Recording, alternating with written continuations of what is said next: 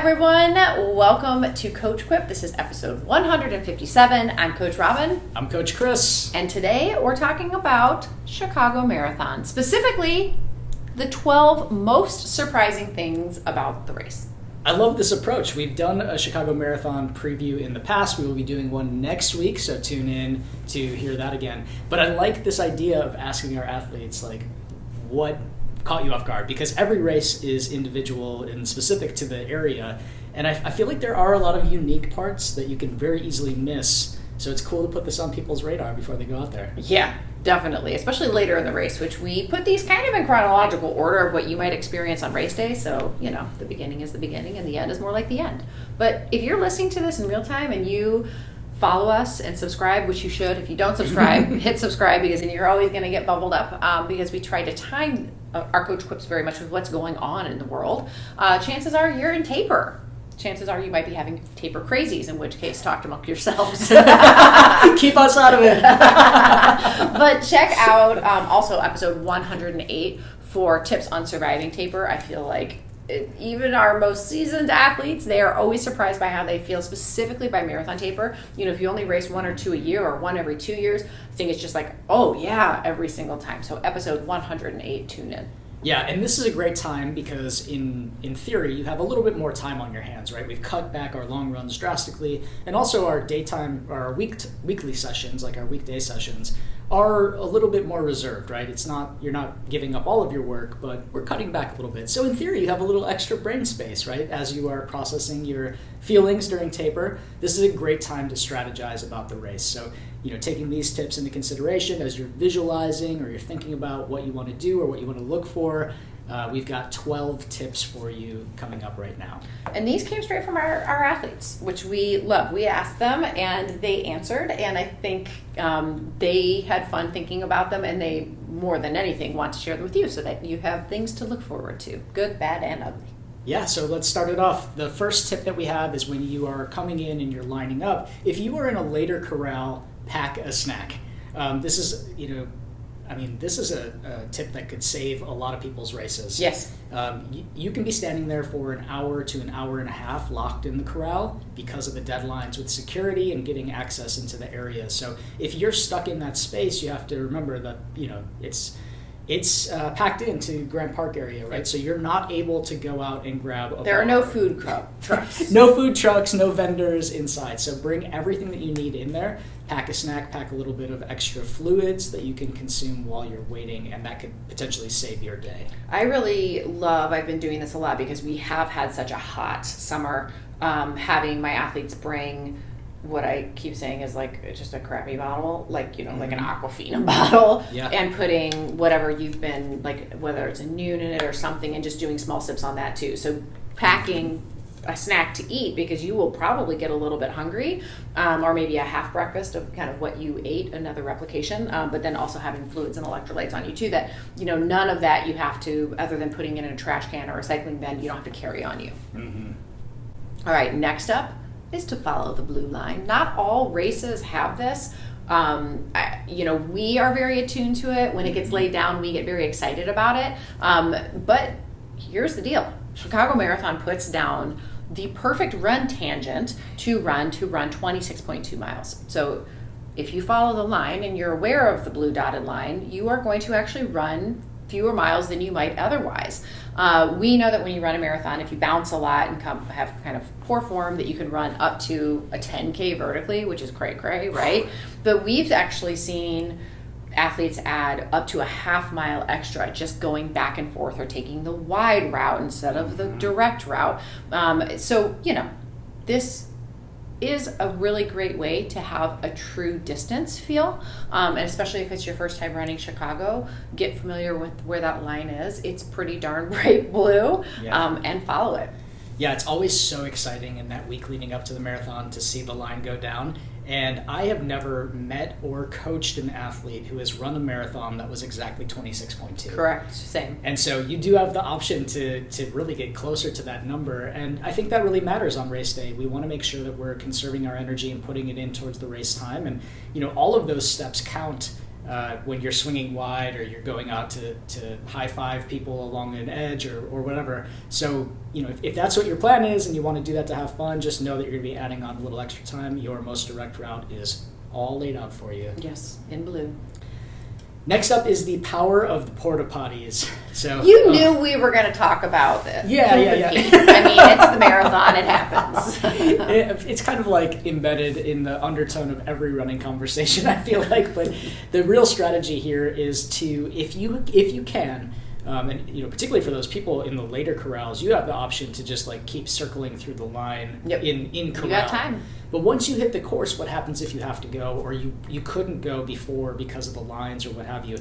Try to hold on past the first set of porta potties, because there are a lot of people who either arrived late to the corrals or their nerves got the best of them as they took off, and there are going to be lines and maybe kind of grossness in that first porta potty. And people panic too when they see that first set of line. They're like, oh my gosh, I'm never going to be able to go. It's like, whoa. Yeah, take it down, just relax.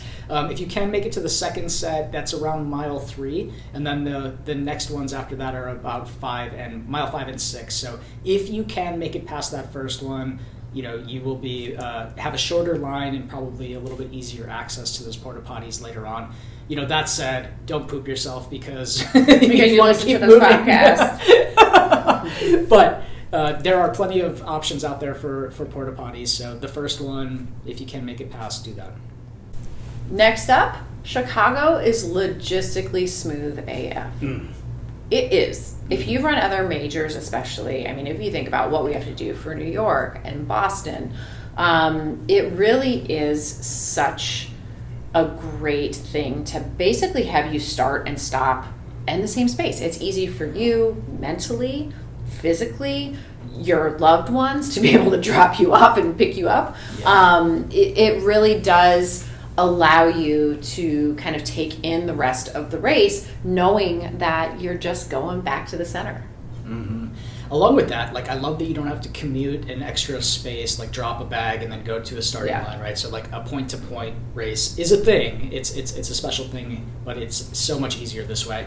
Additionally, for your family, for the spectators, logistically, this race is awesome because the way that we go out and then come back just a few blocks down in different areas, your family can potentially see you at least 4 to 6 times and not really have to run a marathon themselves, which is amazing. Yeah, it really is. Yeah, it is a logistically perfectly, I think, of all the majors, it's the easiest, but then it's also the most spectator friendly because of that, because they can also use public transit or divvy bikes or whatever that is. Yeah, and you just mentioned going through the awesome diverse neighborhoods, and that's our next one too, is the neighborhood charm of Chicago Marathon is incredible. So especially if you're not from here. Oh, yeah. People think about downtown. They have no clue what actually exists outside of that small portion of the city. Where all the best stuff is outside of that small portion. Nobody lives downtown.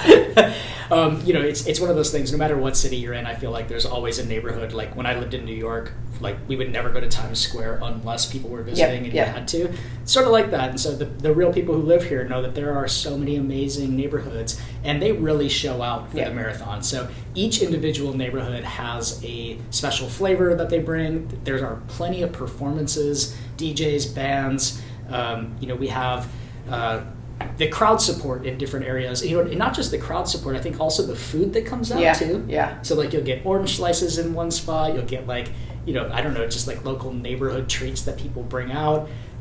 If you haven't practiced with those or you're nervous, don't have them, but it's just cool to see how excited people get in the different areas. I know that's one thing that always puts a smile on people's faces. I will always remember the Elvis impersonator in the center going through one neighborhood, all of the drag queens that are out in the LGBTQ neighborhoods. People always talk about North Halstead and how they went way too fast. And I'm like, that is mile 7. Chill out. 7 through 10. Chill out. Yeah. Yeah, but they get very excited. Very excited. Well, that's a great tip. So in these areas, when you're seeing this stuff, right, you have to control your effort throughout. So there will be spots where you see a friend or you see a great performance or you hear your power song on somebody's radio when you're going by. And it can be really hard to maintain your effort, but keep that in mind as you're going through. You can take in the sights and sounds without hitting the gas pedal. You can correct me, if you feel differently than this, but I feel like from a neighborhood standpoint, I usually hear about Pilsen the most. I think it's because people are feeling really crappy by then, right? They're at like mile 18 plus, and I think that neighborhood just shows out in such an awesome, vibrant way. I had forgotten the last time because normally the edge shear zone will be right around 17 and 17.7. So Pilsen is everything kind of after that. So a lot of times I'm kind of hubbed up at the edge zone. The last time I went into Pilsen, because to your earlier point, I could kind of ping pong. I had up someone's bike. Someone lended me their bike. I was very spazzy.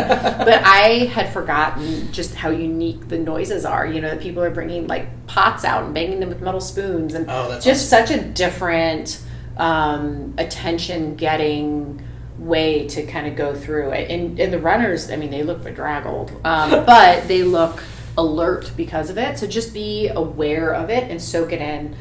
Maybe don't speed up all the way, but use that energy forward. I think I'm glad to hear that that's the one that you often hear about, because I feel like that's also the one, if you've run the marathon in the past decade, you've seen the growth of the spectators on the south side and in the last 6 miles of the race. And I think that's a testament to the work that Chicago Marathon has done, making relationships with neighborhoods. But there are so many cool initiatives that the marathon does in giving back to neighborhoods and in asking people to support the marathon, in terms of like giving back some of the recycled materials that they make, making partnerships with community gardens, food and clothing give backs, things like that. So I think the south and west sides have benefited a lot from that, and you can see that when you're on the course.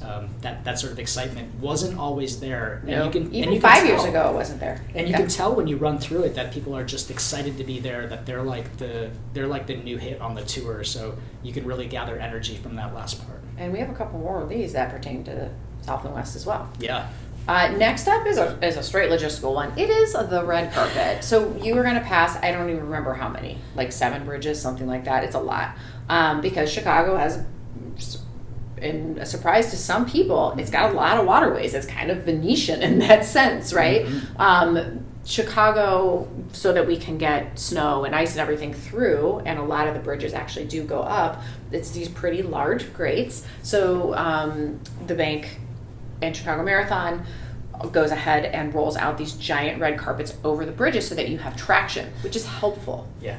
However, you have 50,000 people going over them. So sometimes these can get bunched up or rolled up, or the sides peel and people can trip. So as you approach a bridge, it is going to be beautiful, but just make sure that you're mindful about where you're putting your feet, that you're picking your knees up, that we know that we have kind of that clear step. And if just, call it out to those around you as well. That's always good mojo. Yeah, those are our hills. Yeah, those are our hills. All right, next up, speaking of neighborhoods, going down into Chinatown. So Chinatown is always surprising for people, and I think the energy, again, there, because you are deep in the marathon at this point, and when they have... You are in the 20s. Yeah. and it's a familiar sort of sight to people, so like the Chinatown arches and the buildings, so you're in the neighborhood. But then when we get the dragon and the dancers out there, and we had a few people talk about Chinatown. Yeah, it was not just one submission. Like, people are jazzed about Chinatown. Yeah, and just how loud it gets down there. So, like, again, you need that energy when you're in the 20s of your marathon, and you can really draw a lot of great energy from there. And I think also, this is kind of a bonus, just for me, it makes me think of all the great food I could potentially eat afterwards, because at that point, you're already maybe a little sick of your gels, thinking about whatever will get you to the finish line. And for me, oftentimes that's food. So thinking about what am I going to eat when I'm done here, all of the amazing food in Chinatown. They also always have heavy photographers in there as well, because they're just great shots. So as soon as you go under the arch, smile big. They're usually in the middle part. You might be feeling dead inside, but you can always find a way to look pretty while you're running, and that's just going to help your overall form too. But yeah, just capitalize on that energy. Yeah. I wish I could sneak down to Chinatown during... Do you think I could? You are, yeah. No, I actually don't. I don't think so. I'm surprised. Where's Coach Robyn? Oh, she made it to Pilsen. I don't know. We're laughing because a lot of us coaches are a little frantic on race day because we're tracking. That's a nice, soft way to put it. Yeah, you're a hot mess. I'm a hot mess. I had to sit on a curb last year and deep breathe at some point. Yeah, we had to put Robyn in timeout. So it's hard. It's a hard day. Next up is shots. This is surprising. This is a good one to know that it's coming, though, right? Clarify. There are a lot of alcoholic shots being handed out to runners. I think spectators shotgun a beer, right? That people during the race. As a coach, maybe don't do it. Like, it's kind of fun. Yeah, I understand. But you're trying to do other things, especially if it's hot, don't do it. Mm-hmm. But it's just another way for, spectators to engage with runners, which, there's up to 2 million spectators that day. So that's a big, big deal. But don't be peer pressured into it. Do you, boo. But don't be surprised if you see it multiple times because people think it's funny. Some, people partake and it can be funny. But if it's my athlete, I'm like, save it for after.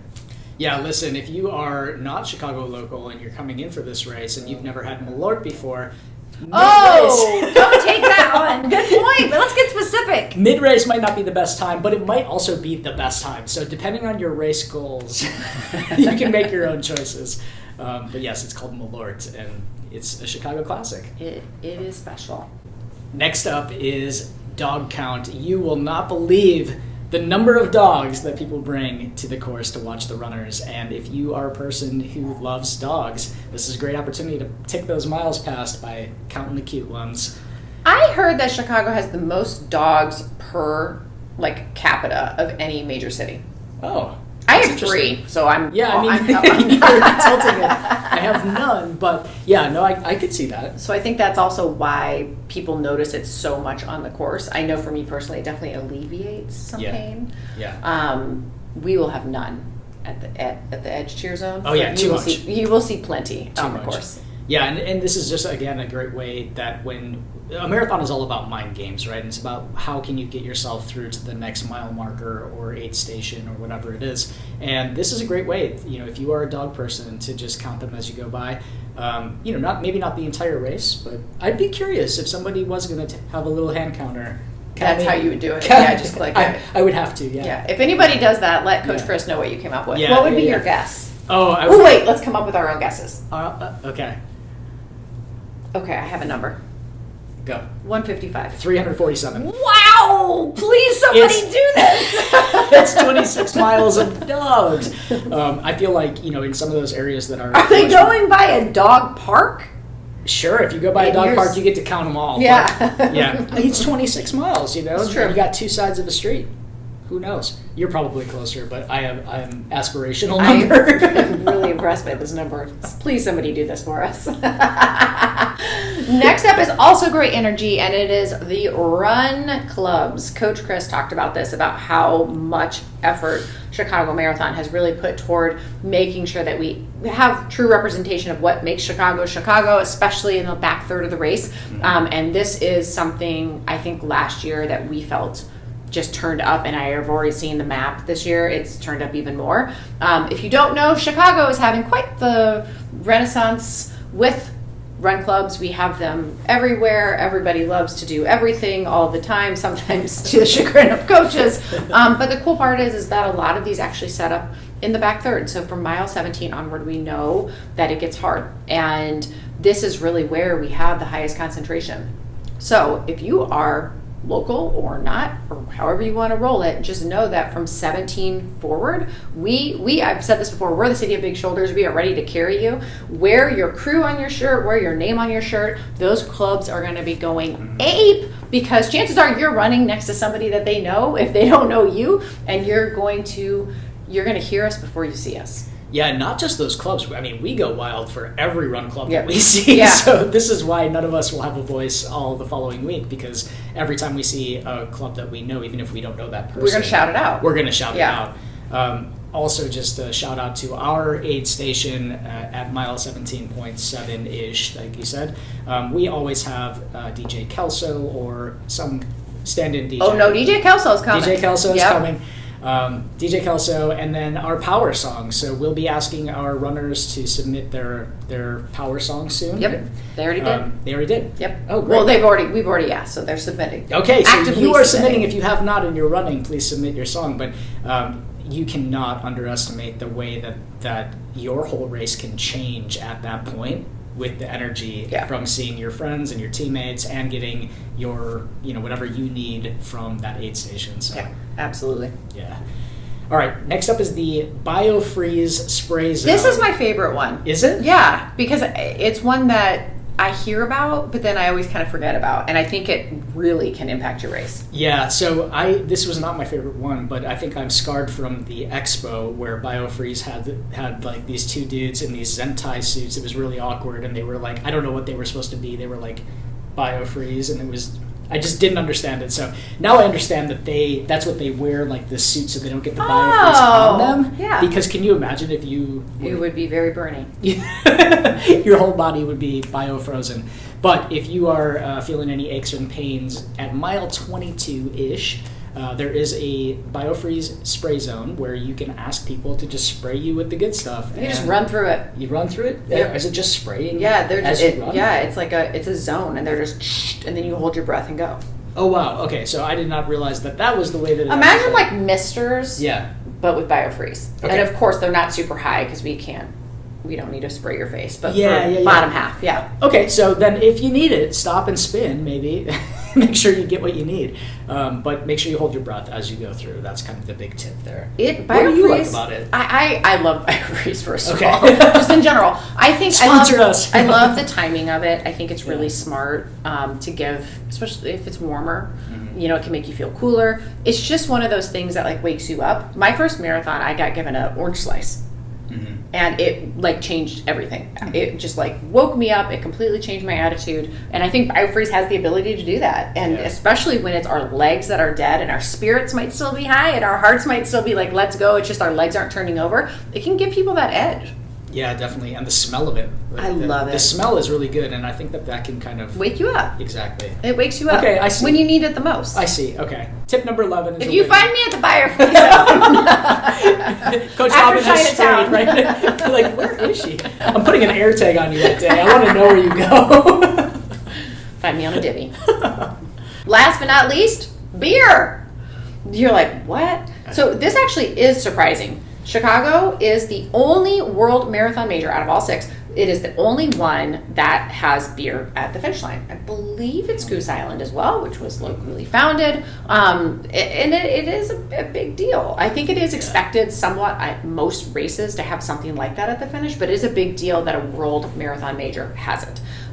So, you know, if that is what sounds good to you, you don't have to take it, of course. But if that's what sounds good to you after, go for it. I think they might even have an NA option as well. I believe I heard that rumor. So the fact that there's beer at the finish line could be your motivator because your legs are feeling fresh, so you might as well drink one. If you are not going to drink it, it is also a great way to make a friend. Yeah, that's totally true. Take it, pass it along. Don't be that person drinking 3 beers after you just finished a marathon no. away. So be smart about that. But these are our tips from our Edge athletes about the most surprising and unexpected parts of the Chicago Marathon. It is such a fun day. As a spectator and excited. a runner, the work is done. Now it's your time to enjoy it. So we hope these tips help. And tag us in any tips that you think that we forgot. And somebody bring me some Chinese food. You can get it yourself on your divvy. That's a good point. All right, see you out there, mile 17.7. Thanks for listening to Coach Quip. Original music performed by Ment. Follow us online on Instagram, Facebook, and Twitter at Edge Athlete Lounge. Our podcast lives in the blog section of our website. Don't forget to subscribe, rate, and review this podcast, and you can check out the show notes for additional ways to contact us. Ready, set, onward we go.